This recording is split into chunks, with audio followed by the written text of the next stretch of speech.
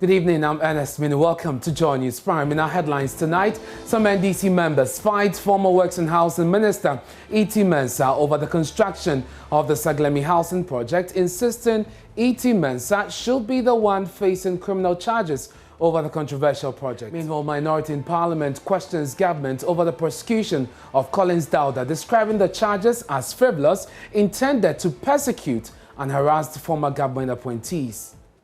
I just believe that these are frivolous, trumped-up charges intended to politically persecute and politically harass. As I've said, we remain undaunted. I do not think that these charges can stand the test of law. Also tonight, breastfeeding in Ghana declines by 20% in the last 10 years. We'll hear from the Ghana Health Service in its latest report. The pandemic has caused significant disruptions in breastfeeding support services, while increasing the risk of food insecurity and malnutrition. 2 people have died in an accident Wednesday night on the Himan Road in the Fija-Kwabre South District of the Ashanti region. Staff involved, 1 dead, 1 alive, severely injured, and 2 other critically injured patients. The other patients are on admission and are responding to treatment. Later in business, the Ghana cedi now a peso away from hitting 6 cedis to the dollar, according to the Bank of Ghana's own trading platform. Meanwhile, economists and financial analysts predict the currency will hit 6 cedis, 24 pesos by end of year. We are hoping that the central bank should rather get it right, so that the economy will be better for us than for our projections to come right. That I don't think is the best way for us to look at it. This is Joy News Prime. My name is Ernest Minu, coming to you live from our studios at Fanofa here at Kukumlemle in Accra on your digital terrestrial TV. Because we are free to air, we are also live on DSTV channel 421, GoTV 144. This is your home of independent, fearless, credible and impactful journalism. Stay tuned in. Hello again, many thanks for joining us. Now, a former presidential staffer under the Mahama administration, Stan Dodbe, is accusing initiator of the Saglemi Housing Project, E.T. Mensah, of being the one who caused financial loss to the state. He insists there should be, if there should be any just cause for prosecution over the construction of the project, E.T. Mensah, the then former Minister of Works and Housing, should be the one in the grips of the law. Stan Dodbe is not the first to have accused E.T. Mensah of being the reason for the poor construction of the project. MP for Esunafo South, Eric Opoku, former Deputy Information Minister Phyllis Kwachi-Fosu, and National Communications Officer of the NDC, Sami Jemfi, have all blamed E.T. Mensah over the controversial project.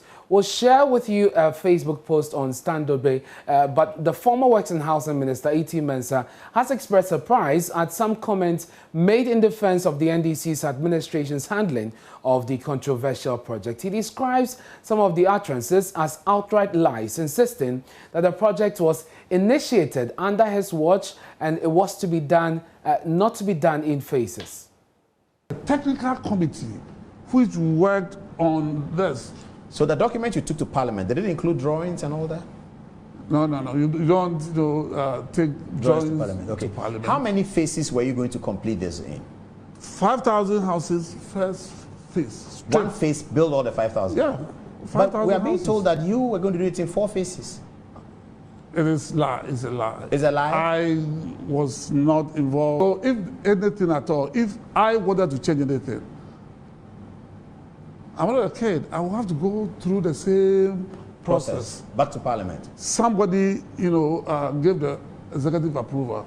So if it is happening, there was somebody there, so I would have gone to that president who was there and asked for through the technical get another committee. Executive approval and then go back to Parliament. Exactly. So E.T. Mensah spoke in that interview with Paul Adomotri on Good Evening Ghana on Metro TV. Let me now bring you Stan Dodbe's Facebook post, in which he says that the former minister should be the one facing prosecution. It says, upon my review of documents available to me on the matter on the Saglemi Housing Project, which agreement including the EPC state or a legally reasonable reason to prosecute anybody in relation to that project, then the person the Attorney General should be prosecuting is Mr. Enoch Mensah, the then minister. Any act that requires prosecution of financial loss for that matter, is the result of his actions and decisions and signing of the agreement. Now, Mr. Dauda and 4 others are facing a total of 52 charges over allegedly misapplying public funds meant for the construction of the 5,000 housing unit at Saglame. And Osu High Court, presided over by Justice Comfort Tasiame, granted self-recognizance bail to Mr. Dauda, the first accused person, and asked him at the ministry. Zeblin Yakubu, the executive chairman of Constructora OS Ghana Limited, Andres Klokanas, and Novitete Angelo, who also rendered consultancy services. They are being charged with causing financial loss to the state and misapplication of public funds, among others. But Mr. Dauda and the 4 others pleaded not guilty.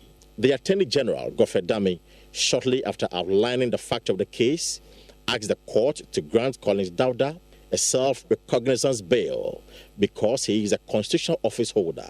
But the request was not without a condition: to compel the former minister to deposit his Ghanaian passport to the court registrar. Lawyer for Mr. Dauda, Thaddeus Sori, did not oppose the bail condition, but prayed the court to allow his client have possession of his passport.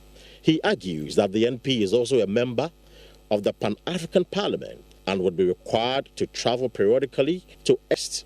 Justice Comfort Tasiame then granted the request for the self-recognizance bail, but however, directed Collins Dauda to submit his passport to the court registrar. She also ruled that the second accused person, Kufuor Mensah, be granted bail in the sum of $65 million with 2 sureties. He is also required to deposit his Ghanaian passport. The third accused person, Zeblin Yakubu, was granted bail in the sum of $65 million with 3 sureties, of which one must be $9 million with 3 sureties, whilst Novitete Angelo was granted bail in the sum of $30 million with 3 sureties. Now, the minority leader in Parliament, Haruna Idrisu, has described criminal charges against the former Works and Housing Minister Collins Dauda as frivolous trump-up charges aimed at politically persecuting and harassing former government appointees. He spoke to the media shortly after court proceedings. A very experienced and seasoned MPs, the Honorable vacation, and it's instructive that they are being charged when the courts are themselves on vacation. What is the hurry? What is the desperation that he has willfully caused loss or financial loss to the state? Whose value? Whose value? Whose value? I hear an attorney general say the value is $64 million, whether he's an expert or not. I just believe that these are frivolous trumped-up charges intended to politically persecute and politically harass. As I've said, we remain undaunted to the state when we have evidence that as at May 2018, 31st, May 2018, some payments were made to the same contractor, yet the persons who made those payments are not being charged. It only can be a matter of selective. I'm sure you're talking about Tatiana. He has denied the claim. What I have said is, as at May 31st, 2018, total payments to the contractor, May 2018 was not a Collins Dauda era. It was not a John Dramani Mahama presidency. On to Article 17 of the 1992 Constitution, we don't want to believe that this is also another selective justice aimed at political harassment and political intimidation of us. But I do not think that I've listened to the charges. I'm not even aware that ministers generate certificate or IPCs for payment. That's not a ministerial role. I just know that technical consultants do that evaluation, probably for ministers to refer to it. But the matter is before court. But we will not be intimidated. Now, Parliament's Joint Committees on Energy and Finance have recommended to the House to approve government request for a loan of $1.5 billion for GNPC to acquire 37% stake in Aka that's Aka Energy, and 70% stake in AGM Petroleum's oil blocks. The committee slashed down the request submitted by government from $1.65 billion to $1.45 billion. The committee has also given the green light for the finance and energy ministers to renegotiate agree on the purchase price with Aka and AGM. The House is expected to debate and approve the committee's report later tonight. The recommendation is despite a petition from civil society organizations in oil and gas to the Speaker of Parliament raising red flags about the deal. The committee is meanwhile meeting right now behind closed doors to decide on the way forward. We seem not to have Joseph on the line. Joseph, if you can hear me, tell us if that meeting is over and what we know is the outcome of that meeting. Well, there seemed to be some technical challenge there. Once we resolve the line and reconnect to parliamentary correspondent Joseph Opoku-Gato, we'll bring you what has been the outcome of that meeting, that committee meeting between the energy and the finance committee on this deal by the ministries later here on Joy News Prime. To settle a $165 agreement, arbitration awarded against the country's premier university for failing to honor its side of the agreement signed in 2015 by the then Vice-Chancellor, Professor Ernest Aite. Under the deal, Africa Integras was to build, operate and transfer 5 buildings, including 4 expanded facilities for the 4 colleges of the university, and then transfer them to the university after 25 years. But upon coming into office, the new Vice-Chancellor, who just retired, Professor Ebenezer Oduro, cancelled the deal, arguing it was not value for money. My colleague Kufuor Asante joins us online with details. Kweku, tell us how we got here, first of all, and what this deal is really about. 2015, then Vice-Chancellor Professor Ernest Aite, Health Sciences, College of Basic and Applied Sciences, and College of Humanities. These 4 colleges were all supposed to get an office facility under this building, under this deal, I beg your pardon. Under this deal also, there was supposed to be the construction of a hostel facility. And so right now, if you go to University of Ghana campus, these facilities had already started and had gotten to a certain point where the constructors have been telling us that it's a little over 50%. But upon the assumption of office of then Vice-Chancellor, Professor Ebenezer Oduro, there were some issues with the deal. He said there were no value for money, and so the deal was cancelled. What are the details of the value for money issues? Right, and so the university did not put out much statement, except that it said that it had been conducting some reports and conducting some conversation with Africa Integras to be able to resolve the difficulties. But according to what we've learned from our sources, the then Vice-Chancellor did not think that the amount of money that was being pushed into a project that was going to be a build-operate transfer agreement was worth $64 million to be able to put up that facility up. And he thought that that was literally mortgaging the university into private hands. And so he cancelled that deal. Africa Integras sued the university in the US court and has finally been able to secure this judgment against the university. Do we know if the University of Ghana or any government agency has since responded to this, and what have they been saying, if we do? Right, so I've been speaking to sources at the top management of the University of Ghana. What they've been telling me is that, first of all, this suit, they were not even served with in the first place, and so they did not defend themselves in court. Also, they are not aware, obviously, of this judgment, and so they are waiting to be served. We also spoke to some officials of the Ghana Tertiary Education Commission, DTEC, who are in charge of managing public tertiary institutions. What they told us was that they've also seen this in the media and have established contacts with the university to be able to resolve these differences. But this is something that has come at a big blow for the university, $165 million. Details of that $165 million judgment debt, given to the University of Ghana. Let's stay in court. Lawyers for Joe Jachekwesin have filed a stay of execution pending the appeal at the Cape Coast courts. The lawyers say a failure for a stay of execution will not only lead to irreparable damage and injustice to the people of Assin North, but also lead to financial consequences to Joe Kwesin in the event of going for a by-election. The lawyers have already filed a notice of appeal seeking to overturn the decision of the High Court that annulled the Assin North parliamentary elections. Richard Kojo Nyakun has a copy of the document and joins us via Zoom. Richard, run the details by us.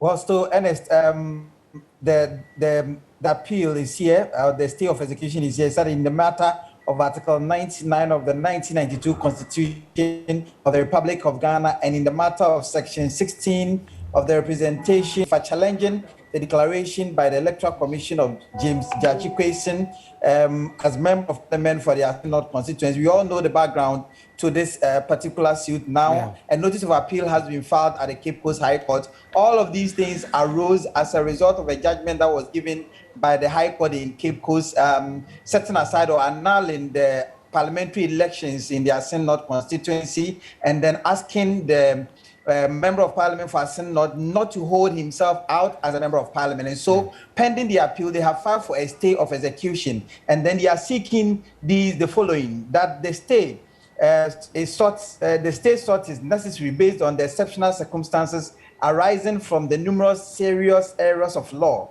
and the constitutional infringement in the decision of the High Court, that if a stay of execution is not granted until the determination of the appeal, it would.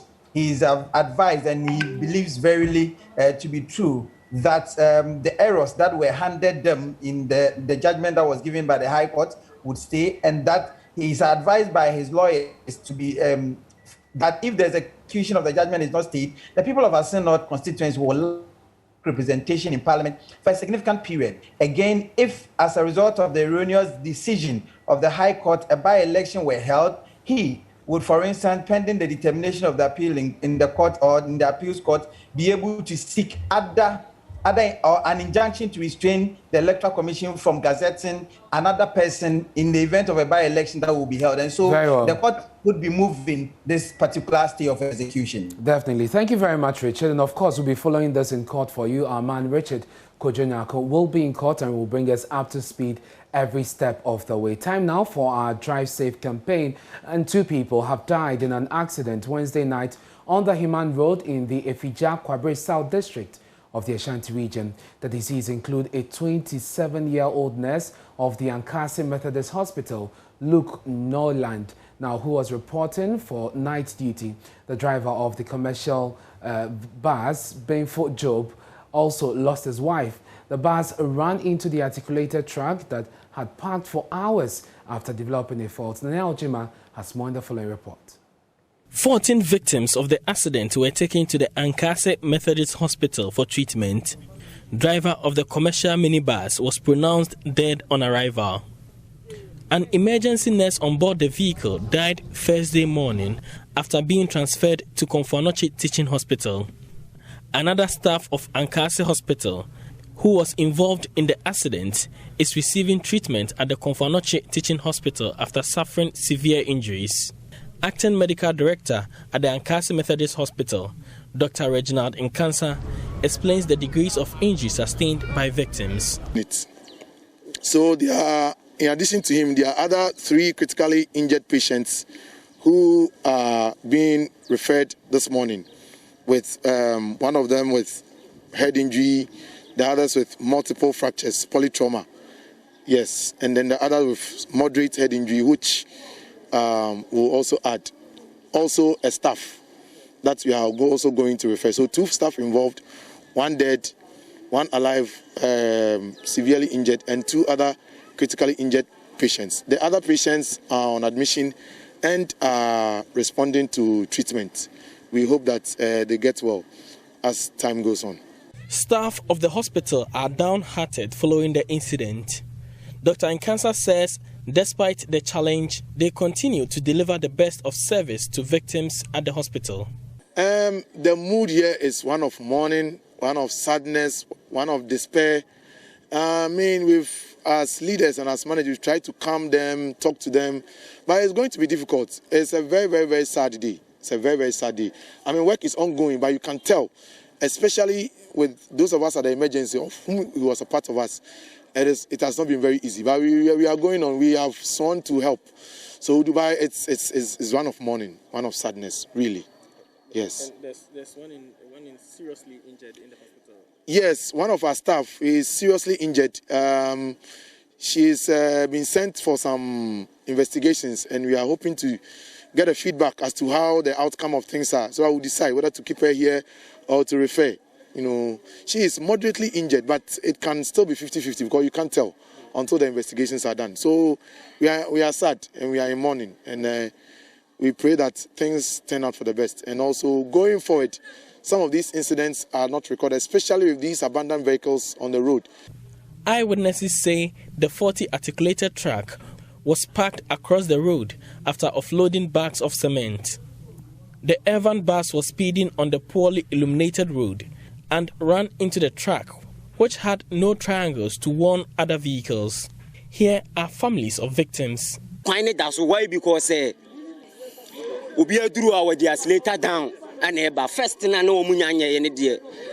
The driver's speed.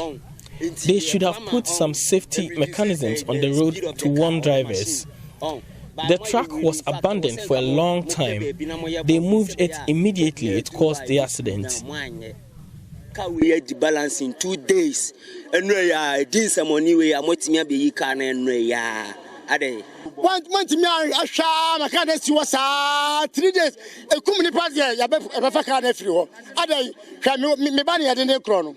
Yet not to ambulance, Mrs. C.I. at the chrono. Ade, now say Bassa, and casting a great temple, be a new baby. I watch this, I don't know what it is, sir.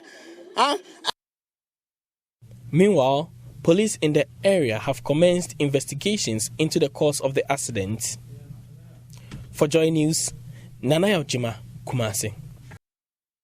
This is Joy News Prime with me, and as minutes still to come. Breastfeeding in Ghana declines by 20% point in the last 10 years. We'll hear from the Ghana Health Service in its latest report. Globally, the pandemic has caused significant disruptions in breastfeeding support services, while increasing the risk of food insecurity and malnutrition. And later in business, the Ghana cedi now a peso away from hitting 6 cedis to the dollar, according to the Bank of Ghana's own trading platform. Meanwhile, economists and financial analysts predict the currency will end the year at 6 cedis 24 pesos to the dollar. We are hoping that the central bank should rather get it right, so that the economy will be better for us than for our projections to come right. That I don't think is the best way for us to look at it. We have details after this break. Please stay.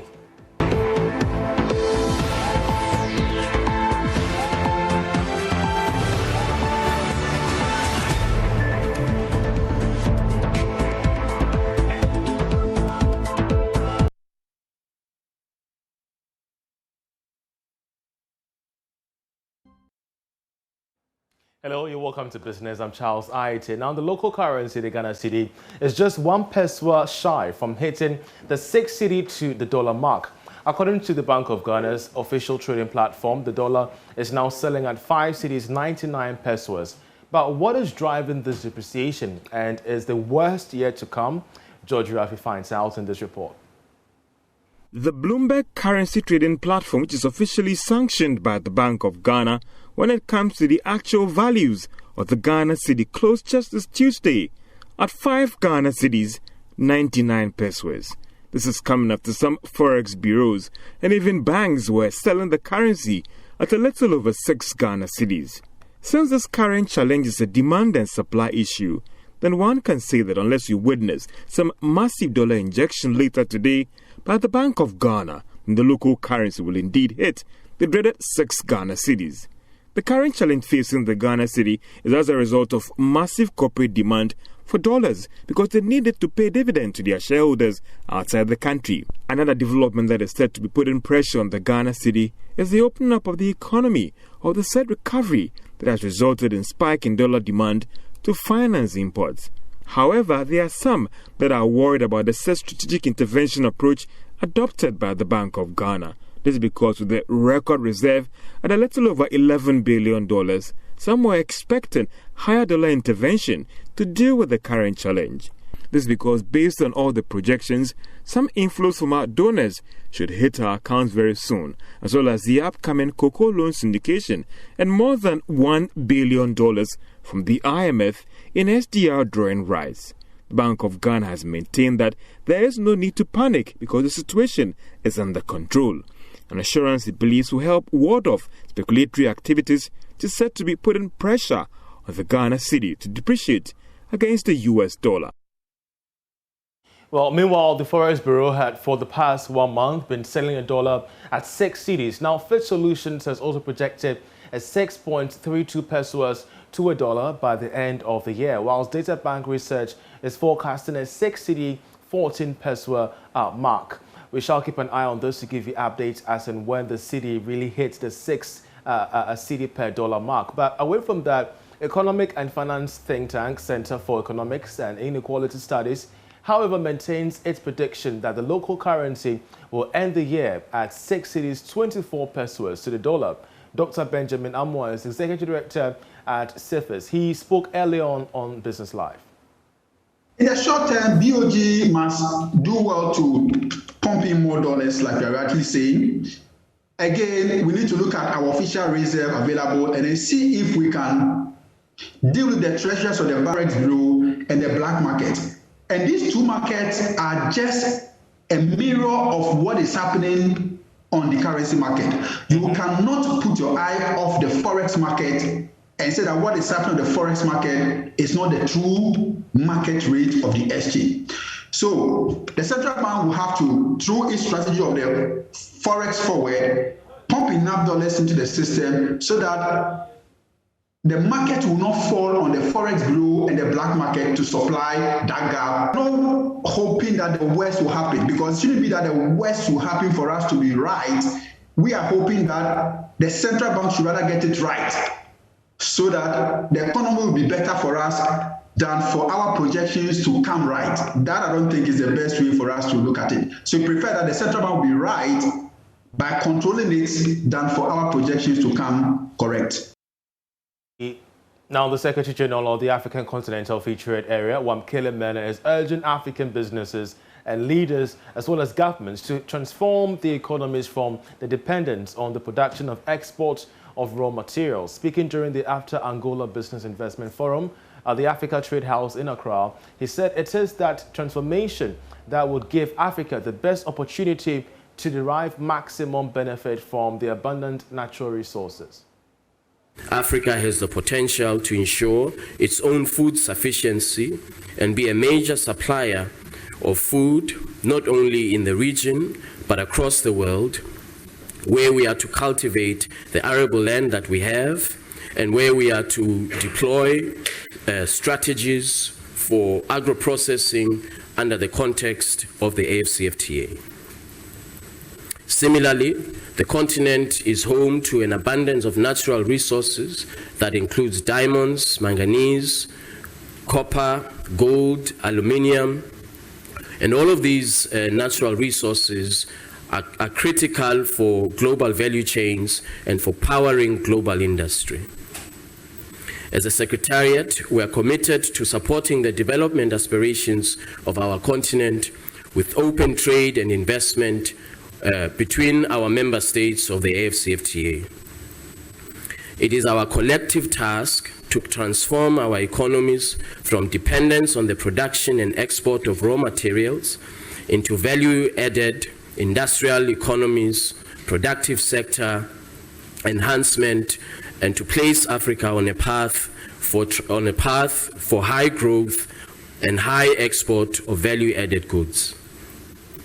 It is this transformation that will provide the opportunity to derive maximum benefit from our abundant natural resources and from our participation in the AFCFTA and help bring about progress and prosperity to Africa. And that is Wamkele Mene, the Secretary General of the Continental Free Trade Agreement Secretariat. That's how we end business. Sports is up next. Just stay.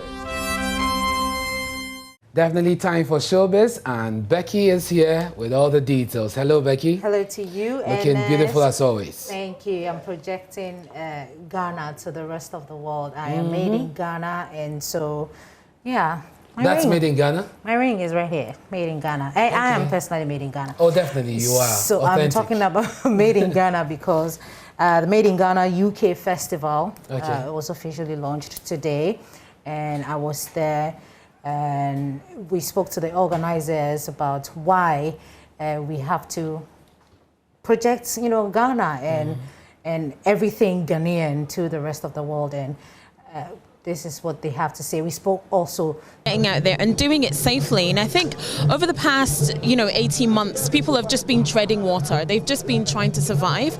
And I think now is the point where people are like, okay, where's my business going next? Our platform is to make sure everybody come on board single-handedly as a family, put Ghana on a map in a scale where it's beneficial to whoever that is coming. I think it's beautiful. I always say that as artists, we have the opportunity to showcase what Ghana has to offer to the rest of the world. So for there to be an event like this, to project it so beautifully, I think it's fabulous. I think. Amado, what do you make of this initiative?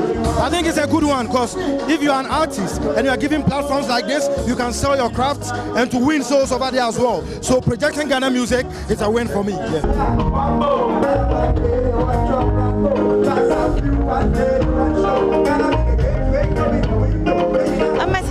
I mean, from an artist's point of view, I think it's a really great initiative that every serious person in Ghana who believes in selling whatever it is that they're into should jump on board this, because end of the day we're selling Ghana as a collective body, but on a bigger level I'm looking at it as everybody that has anything to sell. This is a good initiative, and it's high time we have to, one way or the other, push Ghana to the highest level, because people have been doing it solely, by themselves. So these kind of entities, the government body supporting us is really a must, and honestly Ghana will definitely be known very soon. More than excited, actually. This has been a long time coming. The fact that we are not taking ourselves really seriously.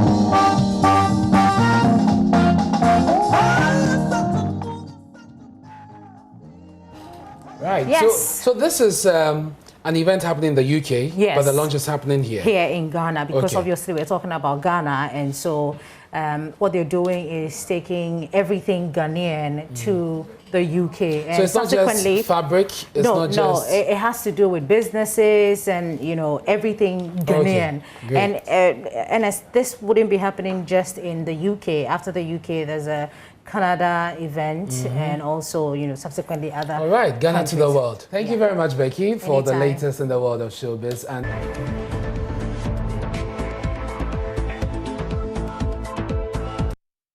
many thanks for staying with us here on Joy News Prime. Breastfeeding in Ghana has declined by 20% points in the last 10 years. That's according to the Ghana Health Service in its latest report as it joins the world to observe Breastfeeding Week. The service also indicated that the situation has been compounded by the raging COVID-19 pandemic, which has disrupted breastfeeding support services. Theophilus Saki has more in the following report. Data from the Statistical Service shows that exclusive breastfeeding for newborns has declined from 63% in 2008 to 43% in 2017. Deputy Director for Nutrition at the Ghana Health Service, Esi Oforiwa Amuafol, explained what may be accounting for this phenomenon. The fact that a lot of women today, more than ever before, are working away from home, either in the formal sector or informal sector, selling as employers on their own, but also others are moving away to sit in corporate organizations to work. And if one considers that the paid maternity leave period is for 12 weeks, but the global public health community, including WHO and UNICEF, recommends that a child is put to the breast within the first 30 minutes of delivery, and he or she is fed with only breast milk for the first 6 months. And you position this against the fact that one is those who are working are given 12 weeks maternity leave. That is one of the reasons why we believe they are not practicing breastfeeding. There are other factors, including the fact that there is a lot of advertising that promotes infant formula and position it as if it is better than breast milk. And when that continues for a long time, then women tend to lose confidence in their own ability to adequately breastfeed and nourish their infants. According to the service, breastfeeding has been hit globally due to the COVID-19 pandemic. Director General of the Ghana Health Service, Dr. Patrick Boaji, noted the virus is not transmitted through breast milk. Globally, the pandemic has caused significant disruptions in breastfeeding support services, while increasing the risk of food insecurity and malnutrition. There is growing concern that producers of baby food have compounded these risks by invoking unfounded fears that breastfeeding can transmit COVID-19 from the mother to the child and marketing their product as a safer alternative to breastfeeding. The World Health Organization continues to recommend that standard infant feeding guidelines be adhered to during the COVID-19 pandemic. Speaking to Joy News, he highlighted some of the interventions introduced by the Ghana Health Service to address the phenomenon.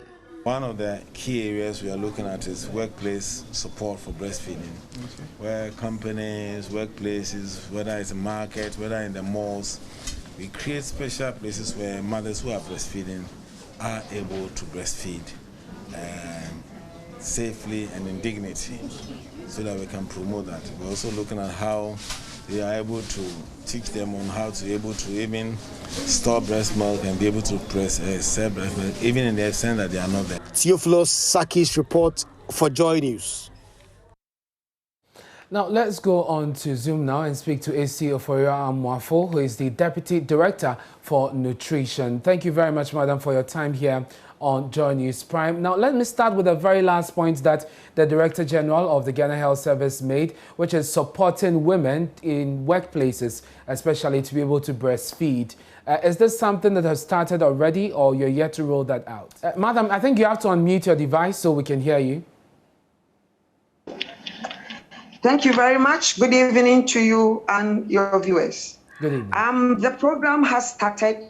We have already engaged a number of corporate organizations. Okay. And the aim is to build their capacity and support them, create spaces in their various organizations where their employees, females, but also their spouses, if they can bring their children to the workplace, can comfortably bring their infants so they can feed them and continue to work adequately, so that the baby doesn't suffer, the mother doesn't suffer, and the employer does not also suffer in terms of absenteeism and poor productivity. And closely linked to that is a point you acknowledge in the interview with Joy News, which is the issue of many women, especially those in the corporate world, working long hours, having to work away from home. Is the Ghana Health Service in that regard considering making an input into the Affirmative Action Bill, for instance, that would deal with issues of maternity leave? Is this something you are interested in? Absolutely. Indeed, we have initiated discussions with a number of organizations, employers, and other groups that can facilitate the process. And ultimately, the intention is to request for an extension of the current 12-week paid maternity leave to the new provisions that the ILO Convention 183 indicates that countries should take steps to extend the maternity leave to at least 18 weeks or beyond. And that is the current engagement. And at the end of that process, it will be sent to Parliament for it to be ratified.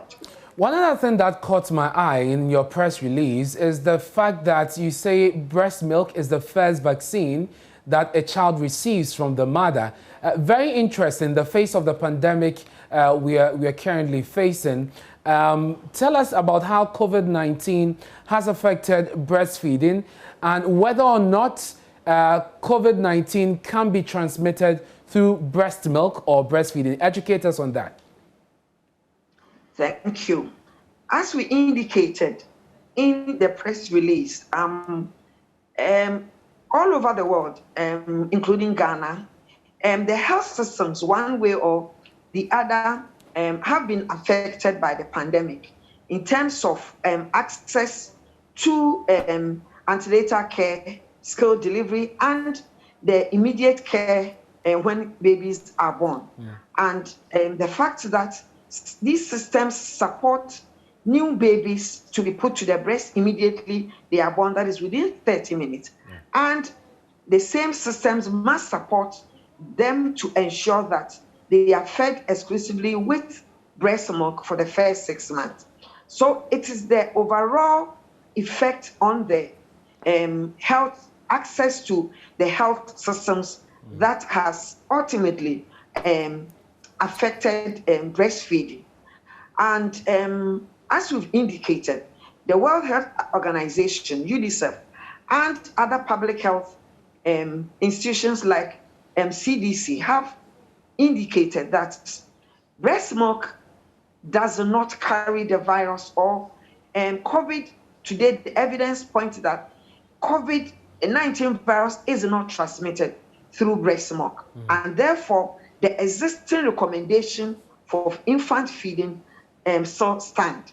However, one should take note that if the caregiver or the mother who is taking care of the baby is not masked or is not wearing the mask, then if she has the virus, she can pass it on to the child.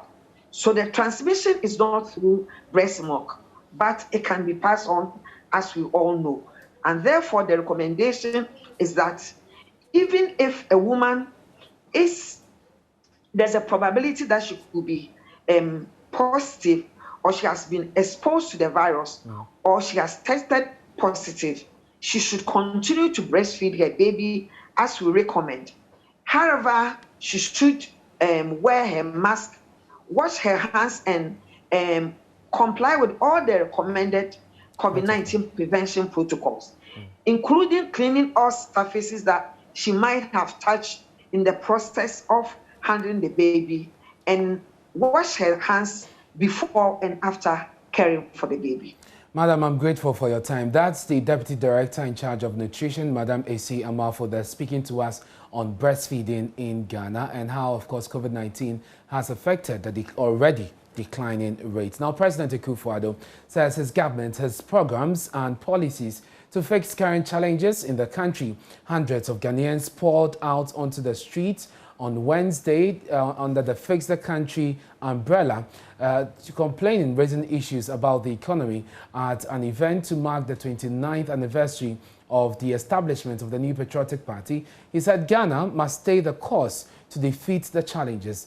President Kufuor, whose second term as president ends in January 2025, expressed optimism he will be succeeded by an NPP candidate. Yes, the nation is facing challenges, difficulties. But these challenges and difficulties can and will be overcome. They can and will be overcome because we have the policies, we have the program, and we have the values that will enable us to continue our journey of development in freedom. So I'm very happy that I have the opportunity as president to celebrate this day, because my whole life has been dedicated to the struggle of our party. And I'm happy. The General Secretary of the new Patriotic Party, John Boadu, says the NPP holds the record for initiating social interventions and programs in the country. Now, though a firm believer of property-owning democracy, the party, according to him, has introduced more human-centered policies than its main rival, the NDC. At a media event to celebrate the 29th year anniversary of the NPP, Mr. Boadu said Ghana is better off under the NPP. He warned that a change in government in 2024 will slip the country back into what he refers to as incompetence. NPP, despite its center-right ideology, has implemented more social intervention programs than any other political party in the history of this country. Despite the fact that we are a center-right political party, because we care for the masses, we care for the poor, there's no party in this country that has implemented more social intervention programs than the new Patriotic Party. Kufuor established the National Health Insurance and provided free maternal health care. He introduced the Livelihood Empowerment Against Poverty for indigent families and provided a capitation grant and the Ghana School Feeding Program. He undertook pension reforms, instilling sanity and bringing relief to retirees. He also initiated cocoa mass spraying, creating new jobs, higher yields, and increased incomes in the cocoa sector. President Nana Addo Dankwa Kufuor has also continued with innovative social interventions. One of his greatest legacies is free senior high school education. This is set to provide a literate society which will ensure skills and technical innovation to feed the industrialization drive of our government. We have also delivered one constituency, one ambulance program, a drone service for delivery of medical supplies. This is the first time, and our drone service here is one of the best in Africa, if not in the world. We quickly restored teacher training allowances that was scrapped by our predecessors. We also restored nursing training allowances. We introduced allowances for Arabic and Islamic instructors under the National Volunteer Service Program, and the absorption of examination registration fees for BEC and WASI candidates. He also brought NAPCO, which employed over 100,000 graduates. You remember that before we came, before 2017, we were under the strict aprons of the IMF. As part of the condition, employment had been frozen. Because of the innovative policies of our government, we were able to get out of the aprons of the IMF.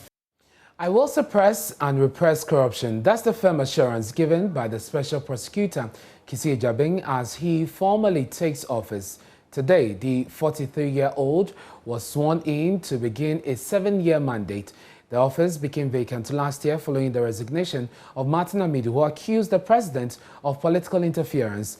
3 oaths, allegiance, office and secrecy admitted by President Kufuor sealed the move. Mr. Jabing in his acceptance speech, said the country is currently facing 2 pandemics that needs urgent attention. He assures he will work to make corruption a high-risk venture. Mr. President, I deem it a great honor that I have been given this opportunity to serve my nation in this high office. And I express my gratitude for the confidence you have reposed in me.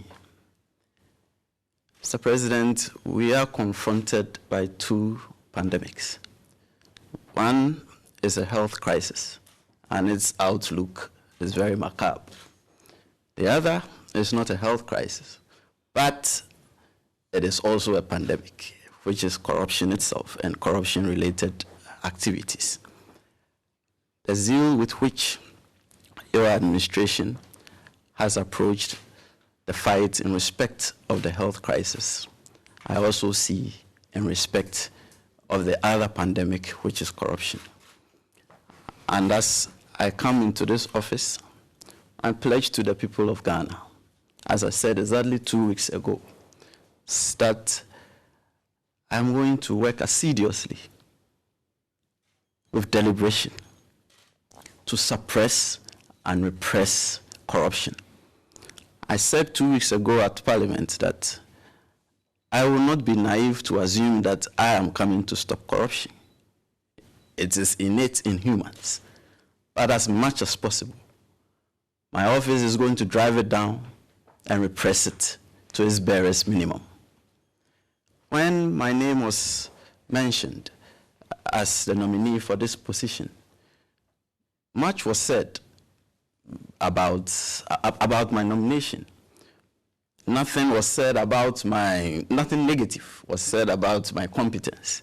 Everything had to do with my youthfulness, my age. Now, President Kufuor says despite the unfortunate events that led to the exit of Martin Amido as special prosecutor, he does not regret appointing him, describing Kisei Jabin as highly qualified. The president charged him to fight corruption independently. The genuineness of that commitment to create an independent, non-partisan body with the relevant professional capability to lead the fight and hold public officials, past and present, accountable for their stewardship of public finances, was made manifest in the appointment of a very senior figure from the opposite side of the political divide to establish and head this very significant office. The appointment, as you will recall, was met with stiff opposition by some members from both sides of the aisle. In spite of the unfortunate events that led to the departure of the first occupant of the office, I do not regret making that appointment. On my part as President of the Republic, I ensured that the office was adequately resourced to enable it to carry out its mandate. I'm, however, consoled by the off-cited statement that there is no use crying over spilt milk. A group calling itself Concerned Residents in and around the Songo Lagoon are calling for a halt in alleged police and military brutalities meted out on them. The residents say the military is being used to intimidate them because they are opposed to government's handover of the lagoon to Electrochem. Their lawyers at a news conference catalogued a number of assaults on residents and called for a ceasefire. Tatewayo spoke for them. On the 5th of February 2021, police raided our community in a show of force and arrested 9 of us, in which 5 sustained various degrees of body harm for daring to go to the lagoon to win salt. And if I say we, it means the communities affected. 2, on 16th May 2021, the police arrested and handcuffed Benjamin Enim to his bed in Doze Hospital for several days. 3, on the 21st of May 2021, Ebenezer Anim, brother of Benjamin Anim of Salom, were also arrested at Kese Ada for defying the moratorium banning community members from winning salt in the Songo Lagoon. 4, on 14th of June 2021, the police arrested the following people from Midia and Lufinya: Peter Ali Haho Colley, Joshua Colley, Evans Colley, and Abraham K. Ayonu, as well as Godwin Ayonu. 5, on 18th of June 2021, Benjamin Otute Ahoahi, James Asasi Ahoahi, and Akunumu Akoto were sent by the Libby Warner to deliver a survey tripod stand found on one of the salt pan to the police at Kase Ade, but were arrested, sent to Sege, and subsequently detained at the Tema Harbor police cells. 6, on 26th of June 2021, Jinyami Alimo from Toflopo, which is a community outside the demarcated boundary of the salt pan, was arrested and detained. On the same day, James Kokunaka and Jonas Amonote Nyabu from Luhor, were also arrested and detained at the Tema Harbor police cells. We have the instructions of our clients: demand immediate halt to the use of military and police to intimidate the people in and around the Songo Lagoon. They are also calling on government to review the electrochem project. The president used powers vested in him under PNDC Law 287 to authorize electrochem's involvement in the Songo Lagoon, but the electrochem project does not fall within the objectives for which PNDC Law 287 took over the lagoon. Rather than a scheme within which local people have guaranteed rights to provide salt as envisioned under the master plan, the leases granted to Electrochem give it an unprecedented monopoly over all the Songo Lagoon. Any economic activity by local people involving the lagoon, especially salt winning, is in the gift of the firm, and the firm here means Electrochem. Demand immediate a review of the terms of the Electrochem projects and the implementation of a development approach in the vision of the master plan, which legally accommodates the economic interests, including the right to salt production of local people. The government and security forces and supporters of the project to support the right of those opposed to the project to express themselves. After a 30-minute banter, hosts on the State of Play concluded that the government is not committed to creating sustainable jobs for hundreds of unemployed youth in the country, drawing from several failed policies and programs put in place by successive governments. They settled that it will take more than words to solve the unemployment challenge in the country. Here are excerpts from the three headmasters, Evans Mensah, Raymond Akwa, and Winston Amwa. What is the situation of jobs in the country? We only leave it to politicians to play the usual politics with it. Let's go through the phases. Right from Rawlins's time, we have tried introducing youth skills development programs aimed at creating jobs or equipping young people to get jobs. Which of them is existing today? The most recent one, during the NDC's time, there were so many of the gathering business support scheme, yes, all of the fanciful words were put to it, and yet we have the different plans that we are going to do. This government has MEIP, it has all of the other things it's doing. In fact, anytime there's a prudent youth skills development program in this country, that's been done by the private sector. Look at our integrated development framework for 2017 to 2024. This is the theme. An agenda for jobs, creating prosperity and opportunity for all. Unfortunately, we have created too many audio jobs, if I could borrow Raymond's word. Yeah. A lot of the jobs... Audio jobs. What's that? They're on paper. If I tell you, look, it is just now that the government statistician is saying we're going to conduct labor force survey quarterly from 2022. Not 2021, 2022. And they would monitor, so for instance, if it's Evans, they will monitor Evans and say, Evans, did he have a job last week? Did he lose his job? So they will monitor you and know whether you lost your job or did not lose your job. But as it stands now, I am sorry. Anything thrown at us is not representative of the situation on the ground. For me, one of the biggest reasons why I doubt very much, I'm so skeptical about this recent announcement of 1 million jobs, is the current economic condition in which we are, right? Even in good times, creating jobs has become a problem. It's a big deal. In good times, right?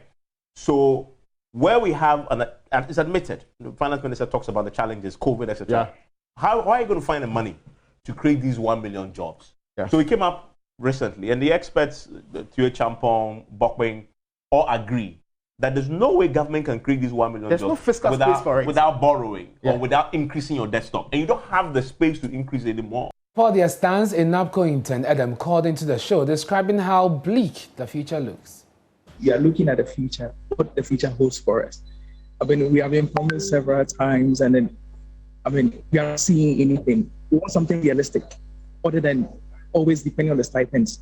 I mean, we are also already giving our productive self, and then the knowledge we have applied in school, just to make everything proper for us. So we are looking. Now, media advocacy group Media Foundation for West Africa has described as worrying claims that Bridget Otu, a journalist, was stopped from going on air at Metro TV earlier this week, allegedly on the orders of a high-ranking government official. The journalist, who was recently recruited by Metro TV, is known for her criticism against the Kufuor administration. There's more in this News Desk report. A According to our sources, Bridget Otu was scheduled to read the news on Tuesday evening, but was prevented from going on air by an unidentified person while she was being made up. Our sources say the managing director, who endorsed the decision to recruit her, refused to buckle under pressure to disallow her from reading the news. Some workers of the station claim a powerful man in the business stormed the station with a motorcade and stopped the journalist from going on air. As a form of protest, host of Good Morning Ghana, Randy Abbey, boycotted the show on Wednesday. Following the backlash, the same man who stormed the station with the motorcade reportedly called Bridget Otu and appealed to her to return, explaining the mix-up was being resolved. Later that day, a tweet purported to have emanated from the management of Metro TV indicated the management of the station had absolved government of interference in the matter. But Randy Abbey says the tweet was not sanctioned by management. A statement appeared on the official handle of Metro News, which said that we had the station had absolved, the management of the station had absolved government of any blame and issues of interference and all that respect to the matter. If you go to the site now, you would see that that particular statement is not there. It is not there because it is a statement that was not authorized by management, it was not authorized by the board, it was not authorized by the news editor, and internal disciplinary processes have been ignited to deal with that particular issue. Let's go on to the phone now and speak to Executive Director of Media Foundation for West Africa, Suleiman Brahma. Thank you very much for your time on joining us, Brian. You're raising concerns. You say that this is worrying and sends a wrong signal. How exactly do you mean, sir? Well, first of all, as far as I know, Metro Television is a private media organization. And one wonders, for example, how government or anybody in government or anyone connected to government could then have the possibility of exercising any form of control or any form of censorship on the station. But from all indications and from what we are hearing, indeed there were attempts to seek to prevent Bridget from joining the team on the basis that she was politically exposed and was politically connected to the opposition NDC. And I think that whoever thought that that was an action to take and whoever contemplated that the way to go is to get government or to get people influential in government to intervene must certainly be ashamed of his or her conduct, because it's an embarrassing thing. But for me, it certainly adds on to the growing acts of censorship indirectly and the growing acts of oppression that have gotten a lot of journalists in newsrooms to either avoid doing critical stories or continue to live in fear. And I think that our media organizations cannot continue to survive under these kinds of conditions. Then the earlier we all reacted to it, the better. And from the Newsdesk report that we just played, a bit of incoherence in what has happened, especially from the end of the station. A statement coming out on Metro News Facebook page, Randy Abbey later saying it's been pulled down because it wasn't sanctioned. Do you think that it is important for the station to officially communicate to its audience what exactly happened and to tell us, give us the details as they are? Indeed, that is what any station that wants to uphold its credibility, integrity, and independence would do. I would have hoped that with the rebranding that happened and the sort of resources we hear is behind the station, if the owners of the station indeed want to do journalism with the station, and I doubt anybody would have even contemplated that they could do what we are told happened yesterday. But I think it must be clear by now that the people behind the station, perhaps, I don't have that agenda of using the station for journalism. And of course, if we know of some of the things that have been happening. I've had calls to, for example, say that a particular program on that station for me is a comedy show. And one wonders why a TV station that really wants to do serious business would allow a platform to be used for just government propaganda, government PR, and so on and so forth. For me, with all these happening, I really doubt if the station is truly committed to credible, independent journalism. But we'll live to see. Because a certain high-ranking government official is reportedly involved in what is believed to have happened, would you consider it appropriate for government, through its spokespersons, issue a statement on that as well? Would that be necessary? Well, I don't know if government is admitting that indeed somebody from within the corridors of power tried to intervene. As far as I know, it's been, sources that are credible making these allusions. And to that extent, I don't see how government would then come out to say, look, what is happening is false, and so on and so forth. But as I said, the people that we are hearing these things from are credible people. I don't think that they will just put out anything out there. And of course, as I said, if you look at some of the things that the station allows to happen in terms of a platform that is being used for government propaganda, direct government propaganda, sometimes in a very shameless way. It's not surprising that somebody could think that even though it's a private entity, they could get people in government to try and intervene. And we know the station belongs to the Just One Group, which is a big business entity, does businesses with government, all the governments, the NDC, MPP. And so, as I said, if it is set up to do the business of journalism, then I wouldn't expect that some of these things would happen. But if it is one of those stations set up to just back up the business of somebody or a business conglomerate, then they would have to cow to government interferences and government pressures all the time. And they are not alone. There are other media houses in the country that are doing that, even though the opponents would say, well, we are apolitical and we are not aligned. We're grateful for your time. Well, that is the Executive Director of Media Foundation for West Africa, Mr. Suleiman Barima, joining us here on Joy News Prime. You're watching Joy News Prime with me, Ernest Mini. We're taking a short break. When we return, we have more business stories for you. Stay with us.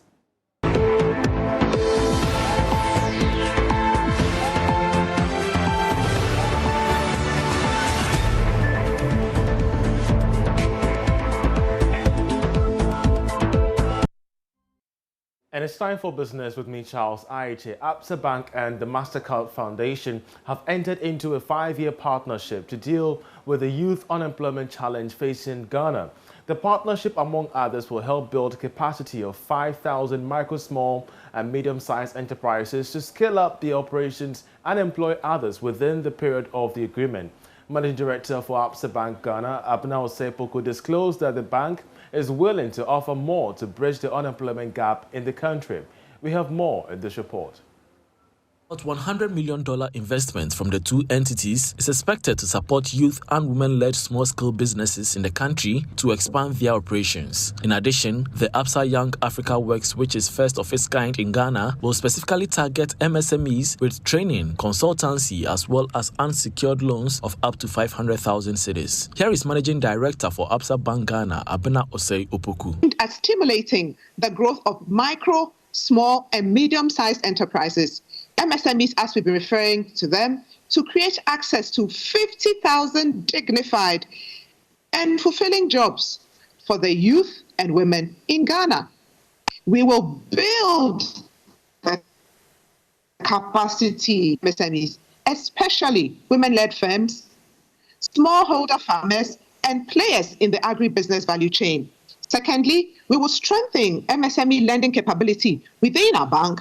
And thirdly, we will leverage digital technology to drive financial inclusion at scale and provide financial and technical support to scale up promising fintech startups and build their capabilities to help digitize the MSME space in Ghana. Regional Director for the MasterCard Foundation, Natalie Akon Gabala, said the contribution of youth-led and women businesses to the growth of the economy informed the decision of MasterCard to enter this partnership.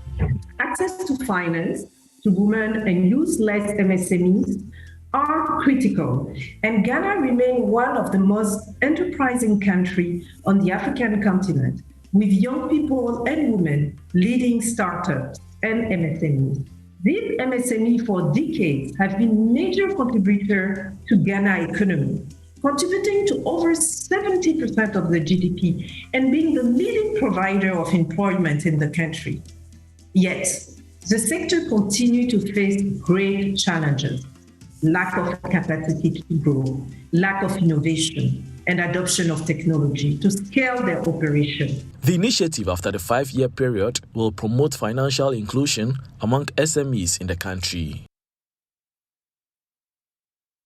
Now, bread retailers in parts of Kumasi are complaining they are facing difficulty in selling staple at their new prices.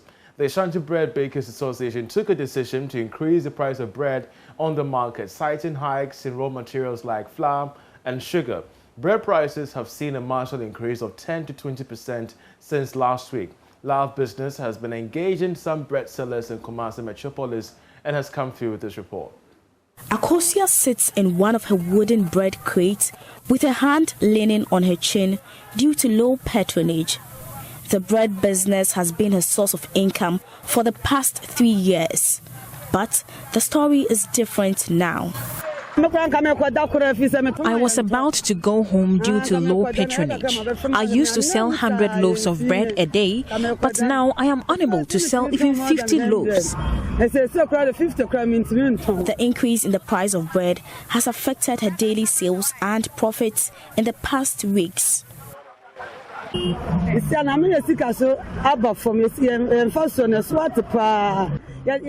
Our customers are not really patronizing the bread, and this has affected my profit. Akosia is not the only bread retailer affected by the marginal increase in the price of bread. The 20% increase in the price of bread is making it difficult for bread retailers to make sales and profits. The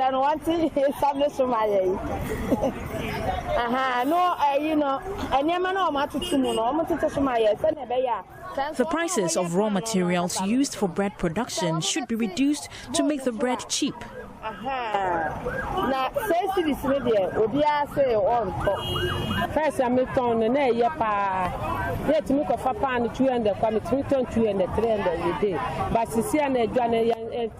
I used to sell about 200 to 300 loaves of bread daily.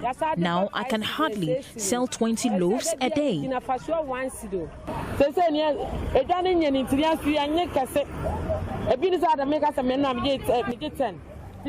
I don't really purchase much of the bread from the bakery because of the low patronage. Most of the bread I go in for gets spoiled in 3 days. So what has been the consent of consumers?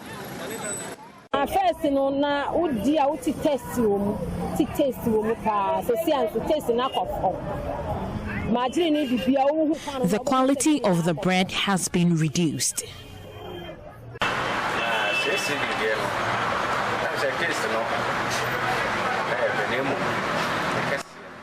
The 6 cedi bread is tasty, but the size has been reduced.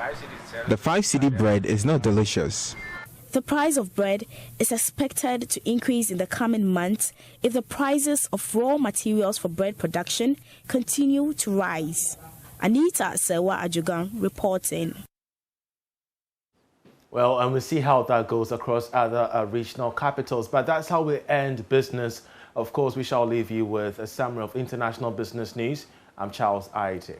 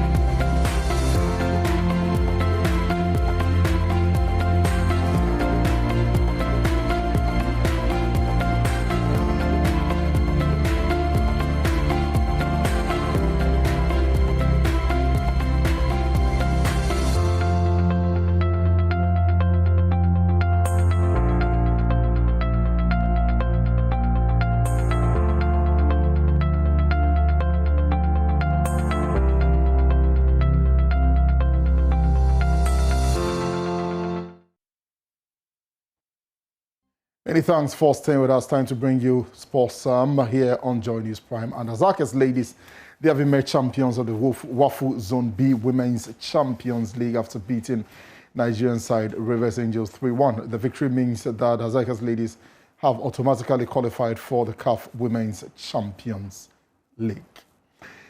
Let's move on. 1972 Olympic bronze medalist Prince Amate has been honored with a fully stocked mini-mart by the Ghana Armed Forces for his service to the nation. The 77-year-old, who is now in a wheelchair, has had many economic and health struggles over the years and currently lives with his family in the Volta region.